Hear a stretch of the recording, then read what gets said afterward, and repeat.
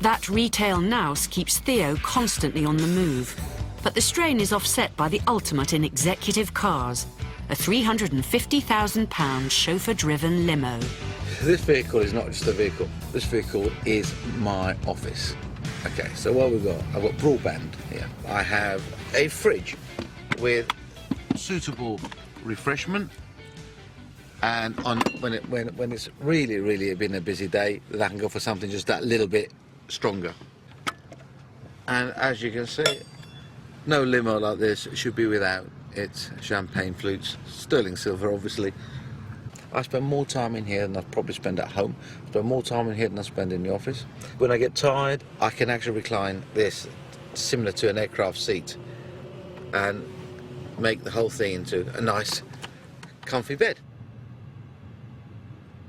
Do you know, I still consider myself a poor little immigrant boy, which is very hard when you sit in the back of a hugely expensive car. But, you know, deep inside, that's who I am. And that's where I've been moulded. I never take anything I've achieved or any of the privileges that go with it for granted.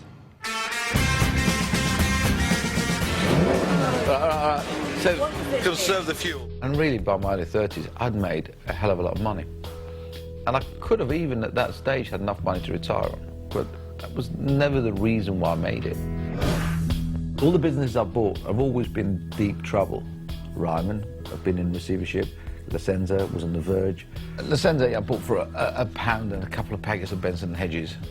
Oh, of course there was a little bit of football in there somewhere. About 8 years as chairman of Millwall Football Club. Culminated in promotions, FA Cup finals, European football. Be chairman of your club while you're going through that whole exciting period was unbelievable, and I would never change that for the world.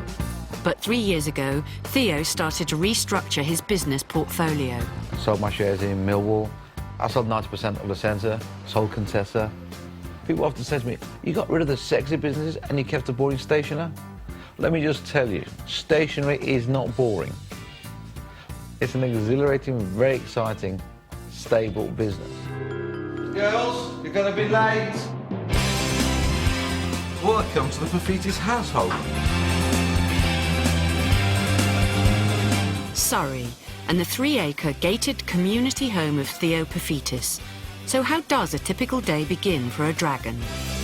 This is Annie, ready for school. For a change, do a shave. You've had breakfast. I'm glad you had breakfast. Has Holly had breakfast? Yeah. You've had breakfast I had as well? chocolate croissant. A typical morning for Peter's household is Debbie and the girls getting up before me. I get a cup of tea. Dad's really stroppy when he gets out of bed in the morning. What I say at this stage, in my defence, every father out there watching this programme who's got daughters, just tell me what you do in the morning. You stay out of their way. The 49-year-old millionaire is married with 2 boys and 3 girls. But what do twins Annie and Holly think of having a dragon as a dad? When he's on Dragon's Den, it's awful. He's evil. What do you mean evil? That's not a nice word. Evil. Who thinks I'm evil? My friends, because you ruin people's things and tell them that it's not very good. It's not me, it's a Scottish bloke. That's the Scotsman that does that. I'm the nice one, in the middle. That's your dad there. The shortest one. Not the shortest one. I'm actually the tallest, if you look. That's because you've got a higher seat. Yeah. You need to go. Girlies, you need to go. Enough of embarrassing me. Come on, bye-bye.